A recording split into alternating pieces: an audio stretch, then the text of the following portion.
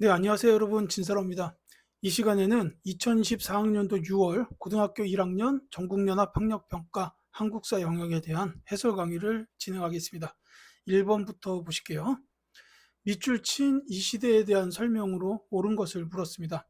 자, 농경과 목축이 시작된 이 시대 대표적인 도구인데 농경과 목축 시작으로 알 수도 있고요. 그 다음에 주어진 도구 중에 빗살무늬 토기를 봐도 이 시대를 알 수가 있습니다. 바로 신석기 시대죠. 자, 신석기 시대에 대한 설명을 찾으라는 문제인데 선지는 어렵지 않습니다. 간석기가 사용되었다. 1번이 정답이에요. 이제 돌을 떼어낸 게 구석기, 갈아낸 게 신석기인데 특히나 이 간석기는 아무래도 좀 갈아서 만들었기 때문에 조금 더 정교하고 날카롭게 만들 수 있었을 거라고 봅니다. 그래서 정답이 1번이다. 이렇게 보시면 되겠고요. 이제 기기창 설치는 근대 시대로 와야 돼요. 저 통리기무암은 설치된 이후의 일이고 성리학이 수용된 거는 이제 고려 말기 신진 사대부들에 의한 일입니다. 철제 무기가 제작된 건 철기 시대, 그 다음에 모내기법이 널리 보급된 거는 조선시대 후기로 보시면 되겠습니다. 자, 2번 가국가에 대한 설명으로 옳은 것은 자, 고구려의 옛 장수 대조영이 군사를 모아서 동호산에서 나라를 세웠다라고 했죠. 이거 보면 바로 나와야 돼요. 요거는 발해입니다.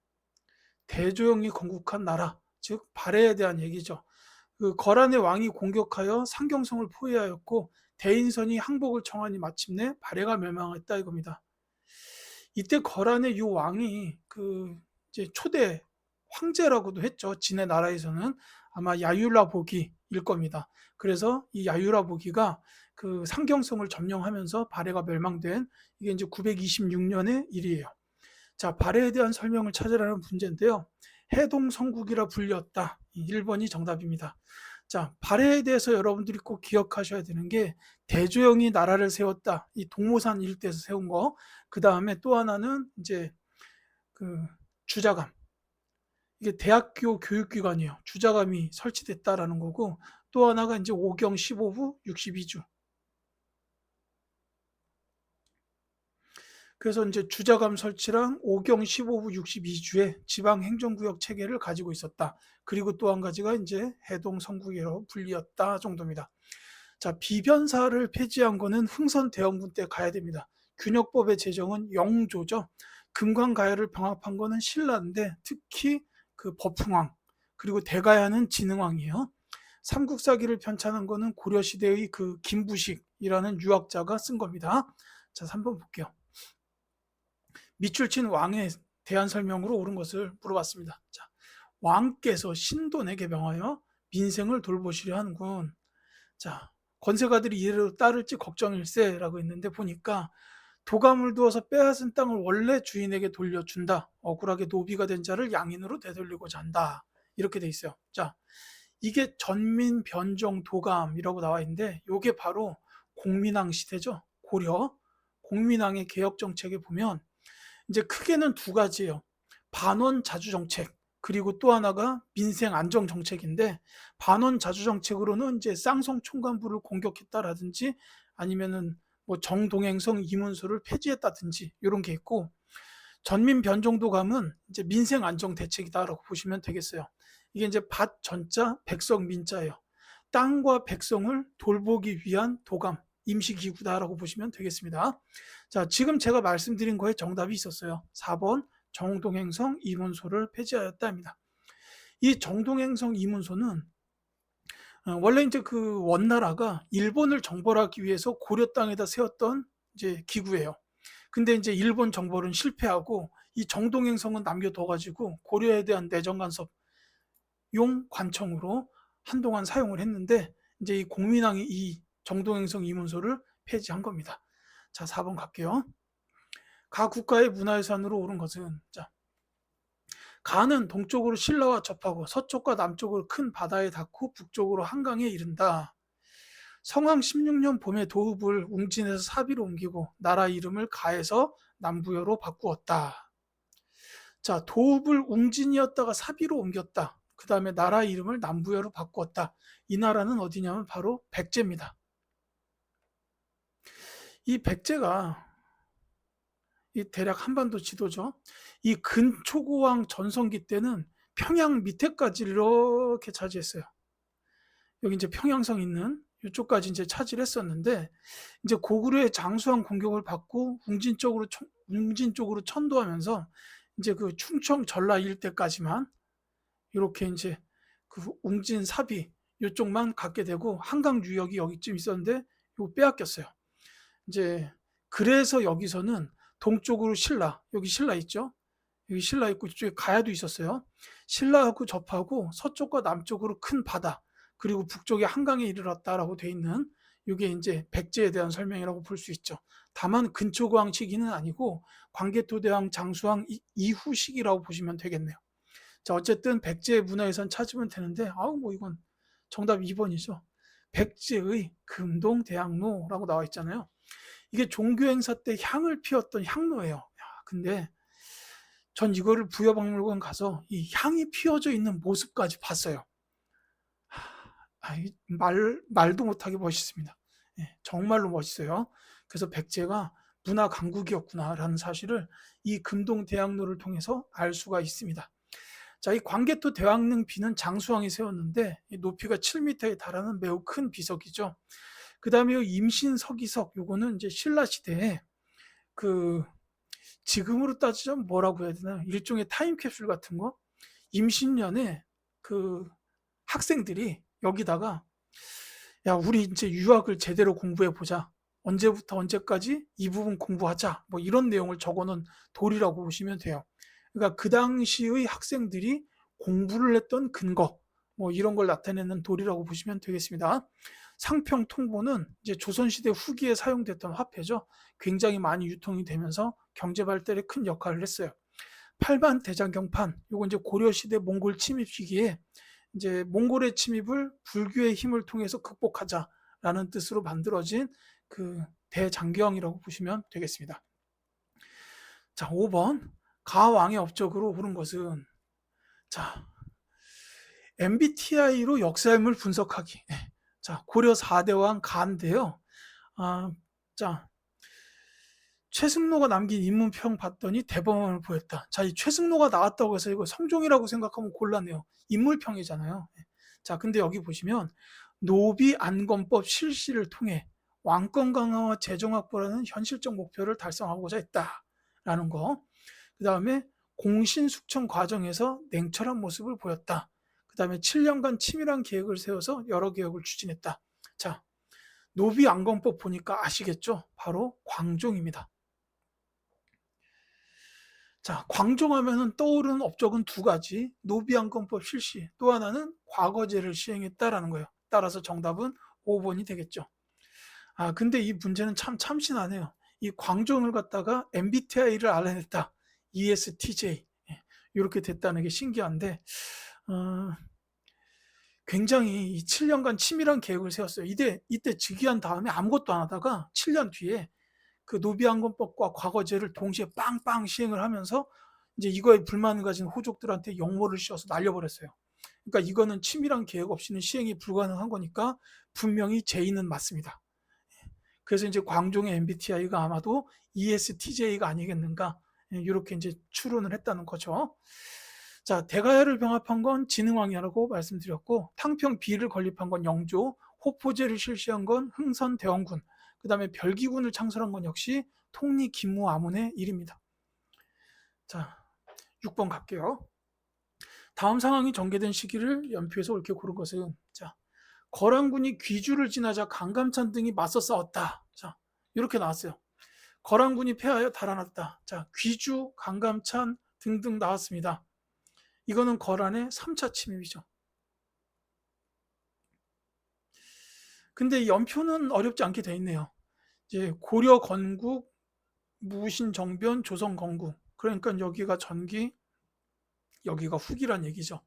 거란의 침입은 전기에 있었어요. 여진도 전기로 보실 수 있습니다. 정답은 2번이다. 이렇게 보시면 되겠네요. 자, 7번 가겠습니다. 가국가에 대한 설명으로 옳은 것은 하고 물어봤어요. 자, 천년의 수도 경주로 떠나자라고 했어요. 불국사와 석굴암, 동궁과 월지, 이런 것들이 있어요. 정말 멋있는 문화유산들이고 의미도 굉장히 큽니다. 자, 이 나라는 바로 신라죠. 뭐 경주 나오면 뭐 신라, 예, 이렇게 알아두시면 되겠고요. 자, 신라에 대한 설명을 찾으라는 문제입니다. 정답을 먼저 말씀드릴게요. 5번.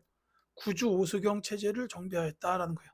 요건 이제 특히나 통일 신라 시대라고 보시면 좋겠습니다. 이제 저 구주가 지방행정구역인데 이제 신라의 전용토를 9개로 나눈 거죠. 이게 옛 고구려 땅 3개, 옛 백제 땅 3개, 신라 땅 3개 해가지고 구주가 된 겁니다. 그리고 오소경은 이제 경주가 너무 한쪽에 치우쳐 있다 보니까 행정적인 기능을 전국적으로 하기가 조금 어려운 면이 있었어요. 그래서 이제 5개의 작은 경주를 이렇게 뭐 청주라든지 충주라든지 뭐 이렇게 만들어 놨었다라는 거 이렇게 이해하시면 되겠어요. 자, 평양으로 천도하였다는 고구려죠. 장수왕 때 일이고 사군 육진을 개척한 건 조선시대 세종대왕 때입니다. 상감청자를 제작한 거는 이제 고려 시대의 주로 이제 후기 12세기 이후라고 보시면 되겠고 강화도 제약을 체결한 건 이제 뭐 근대사의 시점이죠. 그 고종 때인데 이제 이게 1876년 정도로 보시면 되겠습니다. 자, 8번 갈게요. 가운동 당시 제기된 주장으로 옳은 것은 하고 물었습니다. 자, 정지상이라는 분이 지은 작품이래요. 근데 그는 묘청 등과 함께 가를 꾀하면서 고려를 황제국으로 칭하고 금을 정벌하자고 주장하였다. 자, 묘청이 나오면 알아야죠. 이 정지상이라는 이분도 그 묘청과 함께 바로 이 운동, 즉 서경천도 운동을 주도했던 분이에요. 자, 송인이라는 문학 작품이 이렇게 나와 있죠. 예. 자, 이게 바로 이 정지상이 지은 작품이다라는 건데 서경천도 운동에 대한 주장을 찾아라라는 문제예요. 뭐 정답 금방 나오겠죠. 서경으로 수도를 옮기자라는 2번이 정답입니다. 이제 이 당시에 저기 이제 금 나와 있지만 여진족이죠. 이 금나라가 야, 우리한테 사대해라라고 이제 고려한테 요구를 했어요. 근데 이제 당시에 정권을 잡고 있던 개경의 그 문벌 세력들은 사대하자. 왜냐하면 사대를 안 하면 전쟁인데 전쟁을 벌이기가 싫었어요. 자기네들 기득권이 없어질까봐. 예, 그래서 이제 전쟁을 벌이지 않으려고 했던 거고, 이제 묘청 같은 이런 정지상 이런 분들은 무슨 소리냐 사대라니 우리는 고구려의 후예지 않냐 싸워서 정벌하자라고 한 거예요. 예, 그러니까 이건 이제 고구려 계승 의식이 크게 담겨 있는 운동이라고 볼 수 있죠. 예, 다만 이때 이 이제 중앙에 그 개경 쪽에 그 김부식이 이 묘청 등이 일으켰던 요 난을 진압을 하면서 결국 요 문벌 사회의 그 동요가 극복되지 않습니다. 그래서 이제 나중에 무신정변이 일어나면서 이제 요 문벌 귀족 사회가 끝나죠. 이렇게 이해하시면 되겠습니다. 자, 헌희 육조는 독립협회로 가야 돼요. 저 19세기 말이죠. 그 다음에 명에 대한 의리를 지키자. 요거는 북벌론. 이 병자호란이 끝나고 나서 이제 효종 때죠. 이때 이제 북벌론이 나왔어요. 명에 대한 의리를 지키고 청나라를 정벌하자. 뭐 이런 이제 주장이 나왔었죠. 물론 북벌을 하진 않습니다.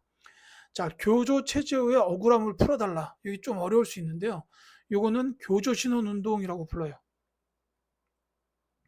동학의 교조였던 최재우는 흥선대원군 집권 시기에 혹세 무민의 죄로 사형을 당했습니다. 그러니까 이제 동학의 신도들은 이 최재우 교조의 억울함을 풀어달라는 요 신원 회복 운동을 했던 거예요. 이제 이게 나중에 동학 농민 운동으로 발전하게 돼요. 그러니까 이 동학 농민 운동이 그냥 아무 생각 없이 일어났던 게 아니라 이제 요 교조 신원 운동을 통해서 동학 교도들의 힘이 이렇게 계속 모이고 있던 차에 이제 그 전북의 그 고부 조병갑이 이제 너무나 썩어빠진 정치를 하는 바람에 이제 거기 있던 동학 농민들이 중심이 돼가지고 운동을 일으키게 됐다라는 거죠. 자, 개화에 반대하고 전통을 수호하자라고 한 요거는 위정 척사 운동입니다. 여기서 위가 이제 호위한다. 바른 것을 호위한다라는 거고 사악한 거를 배척한다고 했는데 그 사가 바로 요 개화 서양 세력들이라고 보면 되겠죠. 근데 요 위정 척사 운동은 나중에 항일 의병 운동으로 발전하게 돼요. 항일 의병운동, 뭐 정미의병 같은 것도 있고 그 앞에 을사의병 등 있지 않습니까? 이런 의병운동으로 발전한다. 알아두시면 좋겠습니다. 자, 9번. 밑줄 친 시기에 볼 수 있는 모습으로 가장 적절한 것은, 자, 강화도 고려 궁지래요. 강화도에 있는 고려 궁지, 그러니까 고려궁이 있었던 지역이다라는 거죠. 자, 대몽 항쟁의 현장인 고려 궁지를 둘러보고 강화도 천도의 역사적 의미를 되새겨 본다라고 돼 있었어요. 자, 이 시기가 언젠가 하고 봤더니 끊임없는 몽골의 침략에 저항한 우리 민족. 이 시기에 몽골의 침략에 저항했다 이거죠. 자, 바로 몽골 침략 시기라고 보면 되겠습니다. 자, 이때가 이제 정확히 언제냐면 무신 정권 시기예요. 무신 정권이 이어지던 도중에 이제 최씨 무신 정권쯤에 와서 이제 그때 몽골이 침략을 한 겁니다. 그러니까 그거랑 관련된 걸 찾아주면 되겠죠. 정답은 3번입니다. 교정도감은 최씨 무신 정권의 가장 강한 권력기구였어요. 자, 안시성에서 전투하는 병사, 요거는 이제 고구려죠. 특히나 연개소문이 집권했던 시기라고 보면 되겠습니다. 남한산성으로 피신하는 왕 인조, 아까 병자호란 말씀드렸죠. 그 병자호란 시기입니다. 자, 그 다음에 화백회의를 주관하는 상대등. 자, 화백회의는 신라, 상대등은 이제 신라 귀족 중에 가장 높은 지금의 국무총리 같은 직위라고 보면 되겠죠. 제너럴 셔머너 사건을 조사하는 관리, 요거는 이제 그 흥선대원군 집권 시기예요. 사실 요 관리가 이제 누구냐면 평안감사예요. 평안감사. 박규수 정도를 꼽을 수 있습니다. 요 박규수는 기억을 좀 하셔야 되는 게 임술 농민 봉기 때 안핵사로 파견 나와서 조사했던 사람이 바로 이 박규수예요. 이분이 나중에 평안감사가 돼가지고 이제 제너럴 셔머너 사건 때 배 불태워라라고 명령하는 분이기도 합니다. 자, 10번. 가운동의 전개 과정에서 있었던 사실로 옳은 것은 하고 물었어요. 자, 가 기록물이 세계 기록유산에 등재됐다. 자, 사발통문. 이제 탐관오리를 벌하고 전주 가명을 점령한 후 서울로 진격한다는 계획이 담긴 자료. 전봉준 공초, 전봉준의 법정 진술을 기록한 문서다. 아시겠죠? 어떤 운동인지? 바로 동학농민운동입니다.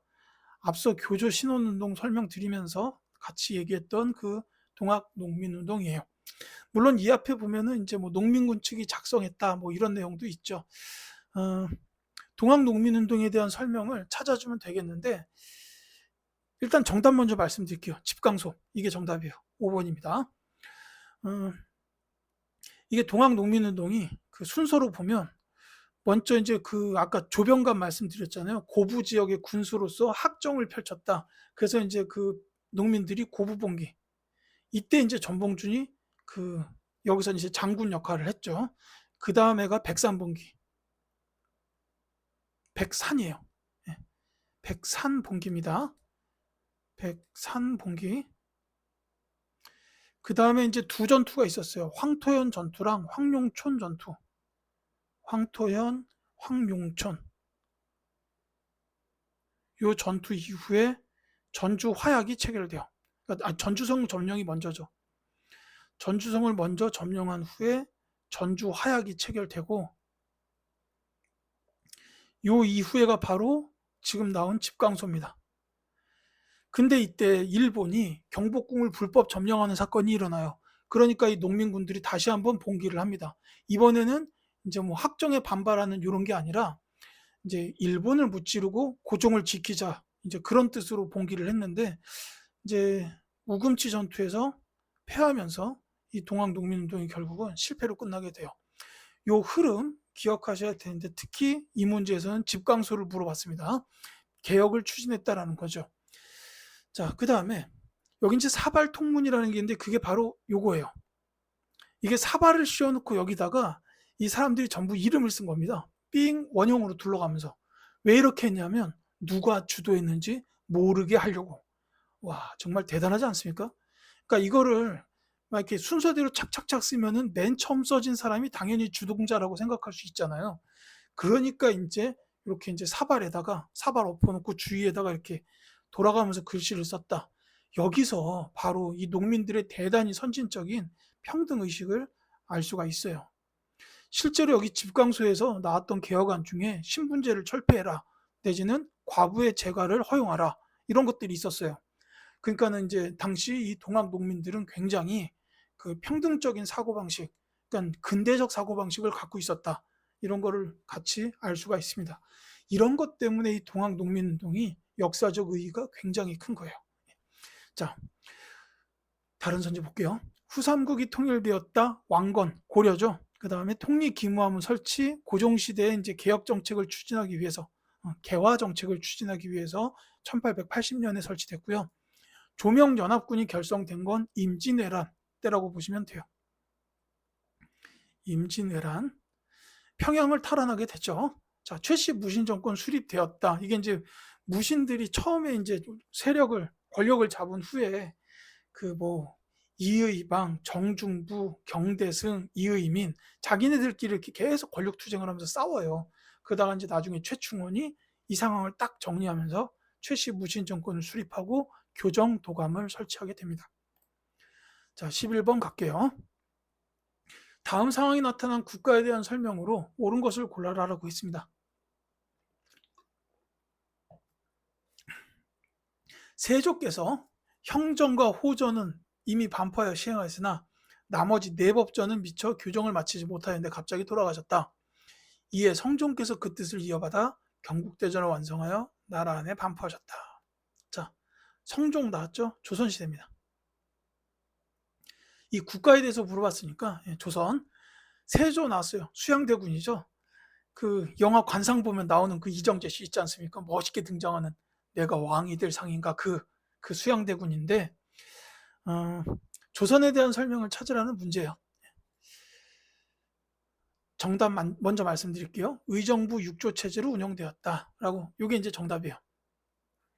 여기서 형전, 호전 이렇게 말했는데 요 의정부가 삼정승, 그러니까 영의정, 좌의정, 우의정을 말하고 그 밑에 이제 이제 실제로 행정 업무를 실행하는 그 실무 시스템으로 6조가 있었어요. 이게 이호, 예병, 형, 공.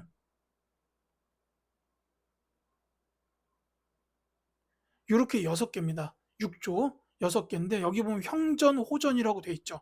이게 바로 이 형조, 호조에 관한 법이라고 보시면 돼요. 요게 이제 다 조자가 붙으면서 우두머리가 판서죠. 그래서 이제 2조는 지금의 그 행정안전부, 호조는 경제 쪽, 그러니까 재정경제부, 요 예조는 이제 교육인적자원부, 뭐 그다음에 병조는 이제 국방부, 그다음에 형조는 이제 법무부 쪽이고 공조 쪽은 이제 그 건설교통부라고 이제 이렇게 대응해서 보시면 돼요. 근데 이제 이 세조 수양대군이 형전과 호전은 이제 시행을 했지만 나머지 4개는 성종이 경국대전을 완성해서 반포하게 됐다. 이렇게 이해하시면 되겠습니다. 자, 이 의정부 6조 체제가 이제 조선 중기까지 이렇게 공고하게 이어져 와요. 물론 그 뒤에도 의정부 6조 체제는 있었지만 실질적으로 이제 행정이 운영된 건 이제 비변사 쪽이기도 했습니다. 자, 22담로에 왕족이 파견되었다. 아, 이거 중요해요. 백제입니다. 백제. 무령왕 때 일이죠. 제천 행사로 영고, 요거는 이제 연맹왕국에서 부여해요. 그리고 폐쇄적 신분제인 골품제 신라, 오경 15부 62조 아까 말씀드렸는데 발해입니다. 자, 12번 가겠습니다. 가단체에 대한 설명으로 옳은 것은 자, 독립문, 독립관 이렇게 있어요. 자, 개혁적 관료들과 함께 창립한 관은 영음문 자리에 독립문을 건립했다. 자, 독립관이라고 했고 사무소 및 집회 장소로 썼다. 이렇게 돼 있죠. 자, 독립문 나오는 순간 이 단체는 바로 독립협회. 독립문뿐만이 아니라 독립신문도 있어요. 그 한글판으로도 나왔고 영문판으로 나왔던 신문, 독립신문도 같이 기억해 두시면 좋겠습니다. 자, 이 독립협회에 대해서는 여러분들이 기억하셔야 될 게 많아요. 이제 이런 것들도 물론 있지만 일단은 만민공동회. 이 독립협회가 지금으로 따지면 시민단체, 그러니까 우리나라 최초의 시민단체로 보면 돼요. 이 독립협회가 만민공동회를 열어가지고 러시아의 이권 침탈을 규탄합니다. 그러면서 러시아의 저령도, 부산 영도죠. 이 저령도의 조차 요구를 저지해요. 러시아가 조선한테 야, 저령도 좀 빌려줘. 우리 걷다 석탄 놓고 배에다 좀 실으면서 중간으로 지나가게 라고 했는데 독립협회가 지표를 열어서 말도 안 되는 짓을 한다고 저지시켰어요. 아, 그러니까 이게 효과가 있다. 이 사실이 이제 알려졌죠. 그러니까 이제 정부 관리들까지 와가지고 관민 공동회가 열려요. 그리고 나서 여기서 헌의 6조를 채택해가지고 이대로 시행해 주셨으면 합니다라고 고종한테 올려요. 근데 고종이 이렇게 헌의 6조를 보는데 의회 설립을 추진한다라는 게 있어요. 입법부, 그러니까 입헌 군주제 쪽으로 가려고 했던 거예요. 그러니까 고종이 딱 보고 이 자식들이 내 권력을 뺏어가려고 하는구만 이라고 생각하고 군대까지 동원해서 독립협회를 해산시킵니다. 이런 흐름으로 이어진다라고 보시면 되겠어요. 자, 정답은 지금 제가 말씀드린 거에서 있었죠. 만민공동회를 개최하였다라는 겁니다. 자, 북학론을 제기한 건 이제 19세기 들어와서 주로 실학자들,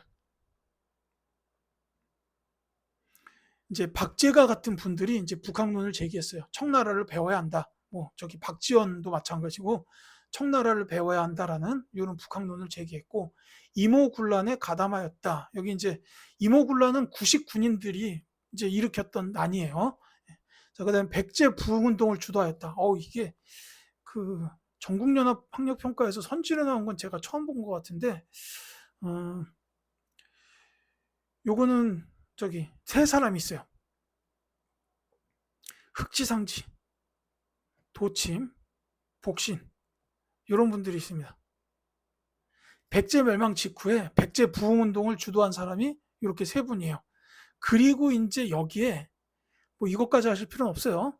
여기에 일본이 적극적으로 협력을 해요. 그래가지고 백강전투 이런 전투도 벌어집니다. 그러니까 당시 일본이 이게 아예 정권의 명운을 걸고 막 자기네들 군대를 엄청나게 파견을 시켜요. 근데 군사력 자체가 나당 연합군에 비해서 약했어요. 그래서 여기 백강전투에서 패하면서 백제 부흥운동은 공식적으로 끝납니다. 이게 이제 백제 멸망 직후에 있었던 일이다라고 보시면 되겠어요. 자, 수선사 결사운동을 전개하였다. 이건 이제 고려시대에 대각국사, 아니, 죄송합니다. 보조국사 진울, 요 진울 스님이 수선사 결사운동을 전개했어요. 불교의 개혁을 위한 결사운동이다라고 보시면 되겠습니다. 자, 13번. 밑줄 친 이 법의 영향으로 가장 적절한 것은, 자, 곡물을 방납하는 폐단이 날로 심해지니 집집마다 현물로 내던 곡물을 토지 결수에 따라서 쌀로 납부하도록 하자. 이 법을 먼저 실시하도록 하라라고 돼 있어요. 자, 요거 보면 이 법 알아야 돼요. 대동법이에요. 방납의 폐단 때문에 시행됐다. 토지 결수에 따라서 쌀 혹은 돈, 옷감 이런 걸로 납부하게끔 만든 게 대동법입니다. 이게 광해군 때 시행이 돼가지고 경기도부터 시행이 됐어요. 그러니까 이건 광해군 때예요. 광해군 때 시행이 돼가지고 전국적으로 시행되는데 100년이 걸렸던 법이에요. 왜냐하면 이게 양반 지주계층한테 저항이 굉장히 심했어요. 왜냐하면은 그, 그 양반 지주계층들이 이렇게 중간중간에 빼먹어야 되는데 그걸 못하는 법이에요. 그러니까 이제 이 박납의 폐단, 그러니까 이것 때문에 뒷돈을 챙겨 먹던 사람들은 계속 저항을 했던 겁니다. 자, 근데요, 이 대동법은 조선 후기 경제 상황에 굉장히 큰 영향을 미치는 근본이 되는 법이에요. 제일 먼저 공인이 성장해요. 이 곡물이라는 건 지방의 특산물을 말하는데 이 특산물 내지 말고 이제 쌀로 납부해라라고 했어요. 근데 그래도 나라에서는 지방의 특산물이 필요하죠. 뭐 먹는 것뿐만이 아니라 어느 지역에 무슨 도자기, 어느 지역에 뭐 이렇게 문갑, 그러니까 이제 장농 뭐 이런 게 이제 특산물인데 이런 거 나라에서 사야 돼요. 그러니까 그거를 전문적으로 취급하는 상인, 즉 공인이 성장했다라는 거고 여기에서부터 상품 화폐 경제가 발달하게 돼요. 저 공인들이 활발하게 상업 활동을 하게 되면서부터 상품 화폐 경제가 발달하게 됩니다. 정답은 나왔죠. 1번인데요. 이제 다른 시험에서는 공인이 성장하였다 말고 상품 화폐 경제가 발달하게 되었다. 이게 선지로 등장할 수도 있다는 겁니다. 이렇게 기억해 주시면 좋겠고요. 자, 노급을 폐지하였다. 요건 이제 통일신라 시대 초기 신문왕 때의 일이에요. 지게를 발급하였다. 요거 광무개혁입니다. 고종이 대한제국 수립을 선포하고 추진한 개혁이 광무개혁인데 이때가 이제 지계를 발급했던 때예요. 영선사를 파견하였다. 요거 개항 직후입니다. 이제 청나라에 갔던 그 외교 사절단 영선사라고 하죠. 어, 자, 그리고 전시과를 운영한 건 고려시대예요. 이 영선사에 대해서 조금만 더 말씀드리자면 요건 이제 개항기 시대고 이제 개항 이전에는 영선사라고 안 하고요. 이때는 연행사라고 불렀어요.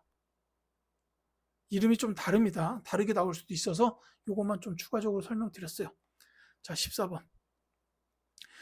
지도에 나타난 시기 상황으로 옳은 것은 하고 물었습니다. 자, 홍경래의 난, 그 다음에 진주 농민 봉기라고 되는데 진주 농민 봉기가 임술 농민 봉기의 최초예요. 그러니까 진주에서 먼저 시작이 돼서 주변 지역으로 퍼져나가게 된 겁니다. 그러니까 이때의 상황이 뭐냐면 이 봉기 일으키는 이유가 뭐예요? 이게 먹고 살기 힘들어서입니다. 물론 홍경래에 나는 이 지역, 그러니까 그 평안도 지역 주민들에 대한 차별도 있었어요. 그것도 난의 원인이지만 어쨌든 이 두 봉기의 공통 원인은 그 백성들이 먹고 살기 힘들어서. 그럼 그 또 원인은 뭐냐면 삼정이 문란했기 때문이에요. 삼정이라는 건 이제 세금을 납부하는 체계를 말하죠. 전정, 군정, 환곡 이런 것들이 있었는데 이 세금 납부 체계가 이제 문란해지면서 백성들이 먹고 살기가 힘들어진 거예요. 자, 그래서 이게 정답이 2번이에요. 이게 이제 세도정치식인데 조금만 더 말씀드릴게요. 이게 세도정치식인데 이때 매관매직 관직을 사고 파는 거예요. 돈 주고. 그러니까 돈을 내고 관직을 산 사람들은 어떻게 돼요? 자기가 낸 돈을 뽑아 먹어야 될 거 아니에요. 누구한테? 백성들한테. 그러니까 이렇게 먹고 살기 힘들어진 겁니다. 자, 그건 이제 그 이 탐관 오리들이 주로 했던 게 이 삼정 시스템을 갖다가 막 예를 들어서 환곡은 이자를 엄청나게 높게 받고 그 다음에 뭐 저 군정, 요 군정이라는 건 이제 군대에 가는 것 대신에 납부하는 세금이죠. 근데 이걸 갖다 막 어린 아이 또 거기 군인 대상으로 포함시키고 이미 죽어가지고 없는 사람도 대상에 포함시키고 막 이렇게 해가지고 돈을 뜯어냈다라는 겁니다. 이게 이제 삼정의 분란이죠. 자, 호족이 성장한 거는 통일신라 말기, 신라 하대고 만족이 봉기를 모의한 거는 그 무신정권 시대예요. 그 다음에 제가들이 사출도를 다스린 나라는 부여입니다. 그리고 두 차례 예송이 발생하였다. 요거는 현종 때예요. 인조 다음에 효종, 현종, 그 다음에가 숙종인데 효종은 북벌론, 현종은 예송. 딱 요거만 기억하시면 됩니다. 15번 갈게요. 가정부에 대한 설명으로 옳은 것은 자, 가정부가 쭉 밑에 나와 있죠. 이 장정은 대한국 국제를 반포한 가가 한반도를 둘러싼 열강 등의 압박 속에서 자주 독립국가로 나아가기 위해 어떠한 노력을 하는지를 보여준다라고 되어 있습니다. 자, 대한국 국제를 반포한 나라 바로 대한제국입니다. 자, 제가 아까 그 지계 발급하면서 잠깐 말씀드렸는데 이 광무개혁이 바로 대한제국이었다라고 했죠. 정답 3번입니다. 자, 태학을 설립하였다. 아우 중요해요. 이거 고구려입니다. 고구려고 특히나 소수리망. 이거 학교 내신에서도 많이 나와요. 소수리망의 개혁 정치하면은 세 가지를 기억하셔야 되는데 율령, 불교, 태학이에요. 율령이라는 건 법입니다. 법 체계를 도입한 거고 이제 불교는 뭐 도입한 거 다 아시겠죠? 태학은 대학교 교육기관이에요. 그러니까 우리나라 역사상 최초의 대학교급 교육기관이라고 보면 되겠습니다. 이게 신라의 법흥왕도 유사한 개혁을 추진했어요. 율령과 불교가 역시 법흥왕 때도 있었어요. 다만 신라 법흥왕 때 태학은 없었습니다. 그러니까 이제 태학까지 나오면 요거는 소수리망이다. 이렇게 기억하시면 되겠어요. 별부만을 편성한 거는 이제 그 고려 시대 주로 윤관하고 관련 있죠. 여진족 킬러. 자, 쌍성 총관부를 공격하였다. 아까 말씀드렸는데 공민왕이에요. 그 다음에 이제 신라 촌락 문서를 작성하였다. 이거 이제 뭐 신라에서 있었던 일인데 이 촌락 문서를 다른 말로 민정문서라고 나올 수도 있어요. 자, 16번. 가왕의 업적으로 오른 것은, 자, 수원화성은 탕평 정치를 추진했던 가가 축조한 거다. 탕평 정치는 두 분이죠. 영조와 정조. 근데 수원화성을 축조했다는 데에서부터 이 왕은 정조라는 사실을 알 수가 있습니다. 자, 정치적 이상과 아버지 사도세자에 대한 효심이 담겨 있습니다. 정말로 그 사도세자에 대한 효가 굉장히 지극했다라고 알려져 있어요. 이제 사도세자가 뒤주에 갇혀서 죽었잖아요. 근데 이 아들 정조가 그 모습을 두 눈으로 목격을 했어요. 자기 아버지가 뒤주로 들어가는 걸 봤단 말이죠. 그래서 이제 그 마음이 그렇게 많이 아팠다고 하는데도 효심이 깊었고 사도세자를 그리워하면서 눈물을 흘리기도 하고 뭐 그랬던 기록들이 많습니다. 자, 이 정조는 업적이 굉장히 많아요. 탕평 정치를 했다라는 것도 물론 있지만 이제 초계 문신제라든지 그 다음에 규장각 설치, 그 다음에 장용영, 수원 화성 이런 것들이 있습니다. 정답은 그래서 4번이에요. 자, 화랑도를 개편하였다. 이거 신라의 진흥왕입니다. 그 다음에 우산국을 정벌하였다는 신라의 지증왕. 홍문관을 설치한 것은 조선의 성종이고 단발령 시행은 을미개혁대. 이렇게 기억하시면 되겠죠. 자, 17번. 자, 경복궁을 점령한 일본이 김홍집 내각을 앞세워 추진한 개혁. 자, 교정청을 폐지하고 개혁 추진기구로 군구 기무처를 설치하였다. 자, 이 군구 기무처에서는 급진 개혁화와 농민군의 요구를 반영하여 재정의 일원화, 과부의 제거 허용 등을 추진하였다라고 되어 있습니다. 요건 바로 갑오개혁이에요. 자, 제가 아까 동학농민운동 말씀드리면서 일본이 경복궁을 불법으로 점령했다라고 했는데 그게 바로 이 얘기예요. 이때 일본은 경복궁을 점령해 놓고서 이제 고종을 잡아놓고 이제 자기 그 손 안에 잡아놓고서 야, 너네 이제 개혁 추진해라고 한 거예요. 그게 바로 갑오개혁입니다. 그러니까 이게 동학농민운동과 같은 시기에 일어났다라고 보면 되겠죠. 특히나 이 군국기무처가 바로 이 갑오개혁의 추진기구라고 보시면 되겠어요. 자, 갑오개혁의 내용을 찾아주면 되는데 이 정답은 4번이에요. 신분제를 폐지하였다.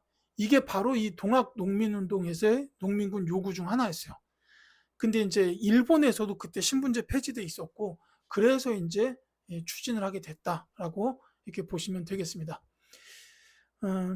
뭐 이제 요 갑오개혁은 1차랑 2차로 나눠지는데 1차 갑오개혁에서 가장 중요한 건 이제 신분제 폐지 내지는 뭐 과부의 제가 허용 이런 것들이 있어요. 주로 이제 그 백성들의 신분과 관련된 그런 내용이고 2차 갑오개혁의 경우에는 재판소를 설치했다. 이거는 이제 그 상권 분립을 시도했다는 거예요. 그리고 또 하나는 그 또 하나는 갑자기 기억이 안 나네요. 죄송합니다. 교육 입국 조서를 반포했다. 이게 이제 2차 갑오개혁 때 있었던 일이에요. 자, 원수부를 설치했다. 요거는 그 대한제국 수립과 함께 일어났던 일이고 진대법은 고구려 때 있었죠. 영정법을 시행하였다. 조선의 인조입니다. 그 다음에 국자감을 설립하였다. 요거는 고구려. 아까 제가 고구려는 소수림왕의 태학 말씀드렸는데 신라는 그 신문왕의 국학이에요. 통일신라 신문왕의 국학. 그리고 고려는 국자감. 그 다음에 조선은 성균관. 발해는 주자감이라고 말씀드렸습니다. 18번 갈게요. 가에 들어갈 내용으로 적절한 것은 자, 김옥균 등이 우정총국 개국 축하연을 계기로 일으킨 정변. 자, 이 정변 뭡니까? 바로 갑신정변이죠. 우정총국이 개국한다. 와, 만세 축하. 막 이랬는데 갑자기 저쪽에서 불이야. 거기서는 막 민씨 사람들 죽어나가고 막 이랬습니다. 갑신정변. 이 갑신정변 직후에 영국이 거문도를 불법으로 점령했어요. 이 거문도는 여수 쪽 밑에 있는 섬입니다. 이걸 갖다가 불법적으로 그냥 지 멋대로 점령을 한 거예요. 러시아의 남하를 견제한다는 구실로 이렇게 했다라는 거. 이게 이제 갑신정변 이후에 있었고, 이 사실까지 벌어지고 나니까 자꾸 이렇게 막 어느 나라를 이용해서 딴 나라를 견제하고, 그러면 또 딴 나라가 들어오고 계속 조선은 이렇게 그 외국 열강들한테 휘둘리게 되는 거예요. 그러니까 이것 때문에 육일준이나 부들러 같은 이런 이제 외교관 분들이 조선 중립화론을 이제 구상하게 됐어요. 5번이 정답이에요. 자, 요 육일준이라는 분은 여기까지 학교 내신에 나올 수 있기 때문에 말씀드리는 거예요. 서유견문이라는 책을 썼어요. 그 조미소 통상 조약이 맺어지고 보빙사가 파견이 되죠. 그 육일준이 그 보빙사랑 같이 미국으로 갑니다. 근데 이제 정식이 외교사절단에 들어있던 건 아니고, 이제 보빙사 따라서 미국 갔다가 미국 둘러보고 유럽 넘어가서 유럽까지 둘러봐요. 그리고 와가지고 쓴 책이 바로 이 서유견문이라는 겁니다. 그 육일준하고 부들러, 이분이 아마 독일의 외교관일 거예요. 이분도 같이 조선 중립화론, 이걸 이제 구상했다라고 보면 되겠습니다. 자, 윤관이 동북구성을 축조하였다. 요건 이제 그 별무반 관련돼서 여진 때려잡고 그 지역에 동북구성 지은 거예요. 고려시대입니다. 어제연이 광성보에서 항전하였다. 자, 요거는 신미양요. 자, 그 정족산성에서 양원수가 항전하였다 나오면은 이건 병인양요예요. 그리고 어제연이 광성보에서 항전하였다는 신미양요입니다. 김춘추가 나당 동맹을 추진하였다. 이거 신라시대죠. 김춘추 나오면 알아야죠. 백제의 그 의자왕이 대야성 전투를 통해서 신라의 영토를 점령을 하고 대야성 성주랑 그 아내까지 죽였어요.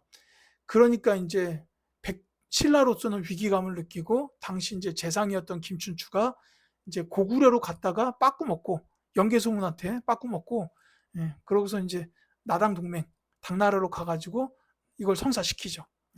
자, 조광조가 현량과 실시를 권유하였다.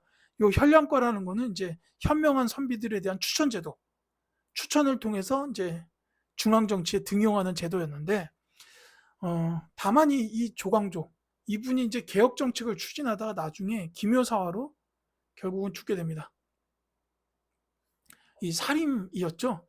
이제 당시 훈구 세력들한테 이제 찍혀가지고 기묘사화를 통해서 결국은 이제 축출이 됩니다. 자, 19번 볼게요. 밑줄 친 이 전쟁 중에 있었던 사실로 옳은 것은, 자, 장군, 적들이 우리의 유인책에 걸려들었사옵니다. 하객진을 펼쳐라. 이곳 한산도의 전투가 이 전쟁의 승패를 좌우할 것이다. 이순신 장군 나왔으니까 임진왜란입니다. 당연한 거죠. 자, 이건 정말로 정말 대단한 전투였다라고 생각이 들어요. 뭐 관련된 영상 자료는 뭐 워낙 많으니까, 뭐 한산도 있잖아요. 영화도 있고 워낙 많으니까 그걸 통해서 한번 보시기 바랍니다. 정말 이 이순신 장군은 대단한 지략가예요. 이겨낼 준비를 마쳐야 싸움을 시작하는 분입니다. 정말 대단하죠. 자, 임진왜란 전쟁 중에 있었던 사실인데, 이제 정답을 먼저 말씀드릴게요. 이제 곽재우가 의병장으로 활약하였다. 이제 의병장으로서 기억해 주셨으면 하는 분이 이제 곽재우도 물론 있고요. 그 다음에 이제 조헌, 그 다음에 유정. 이 유정은 이제 사명대사예요. 스님이죠, 스님. 근데 이 같은 스님들의 그 의병장으로서 정말로 이거 특수작전을 굉장히 많이 성공시켰습니다.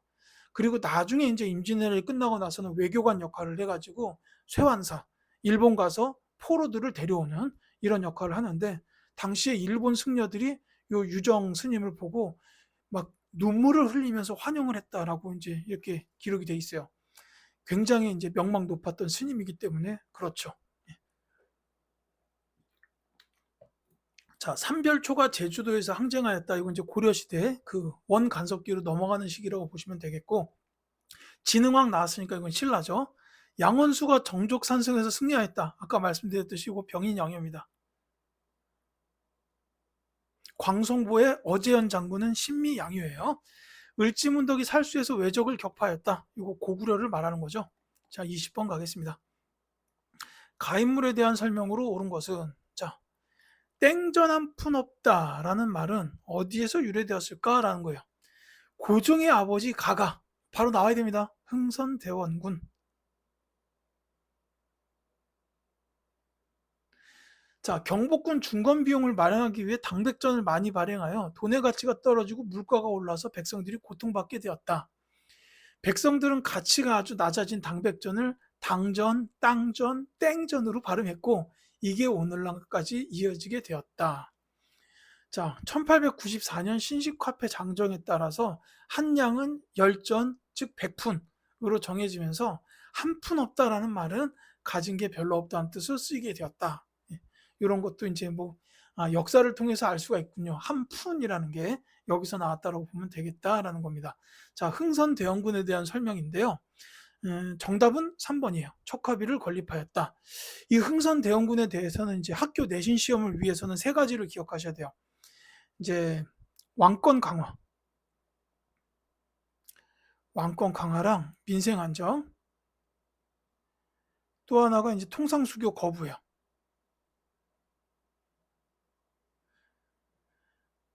자, 요 왕권 강화를 위해서 했던 게 뭐냐면은 비변사 폐지랑 그 다음에 서원도 일부만 남겨놓고 전부 다 철폐해 버리죠. 요게 이제 대표적인 왕권 강화 정책. 그리고 또 한 가지가 이제 경복궁 중건이에요. 지금 본문에 써 있는 거. 이렇게 세 가지가 왕권 강화고, 그 다음에 민생 안정으로는 이제 호포제. 아까 선제 있었어요. 그 다음에 사창제. 환곡의 폐단이 워낙 심각하니까 지역별로 창고를 만들어 놓고 지역에서 알아서 하도록 만든 거예요. 공무원들한테 시키니까 계속 뜯어먹으니까 야, 지역 유지가 알아서 해봐라 라고 한 게 사창제예요. 그 다음에 이제 통상수교 거부 정책 관해서는 이제 병인양요, 그 다음에 신미양요, 그리고 척합이 걸림, 이렇게 기억하시면 되는데, 이 병인양요의 원인이 됐던 건 병인 박해입니다. 그리고 신미양요의 원인이 됐던 건 제너럴 셔머너 사건이죠. 이게 이제 병인양요는 프랑스, 신미양요는 미국이 쳐들어온 거고, 이제 이런 일들을 겪고 나서 서양 세력들과는 수교하면 안 되겠다라는 의지를 담아서 세웠던 비석이 바로 이 척화비가 되는 거죠. 이렇게 이제 기억해 두시면 되겠습니다. 자, 마한을 복속시켰다. 이건 백제. 정방을 설치한 거는 무신정권 시대, 특히 최씨 무신정권 시대 최후라고 보시면 돼요. 최씨 무신정권. 최우가 설치했던 기관인데 여기서 이제 인사권 틀어치고 이제 정치를 했다. 자, 초계 문신제 아까 말씀드렸던 정조, 그 다음에 위화도 회군을 단행한 거는 조선시대의 태조인 이성계. 이 위화도에서 이제 병력을 회군시켜가지고 개경으로 돌아와서 최영 장군을 쫓아내고 우왕을 폐위시키죠. 이제 이렇게 해가지고 조선 건국으로 이어지게 됐다라고 보시면 되겠습니다. 자, 이렇게 해서 2024년 6월 고등학교 1학년 전국연합학력평가에 대한 한국사 해설 강의를 모두 마치겠습니다. 지금까지 강의를 들어주신 학생 여러분들께 진심으로 감사드립니다. 다른 해설 강의를 통해서 또 찾아뵙도록 하겠습니다.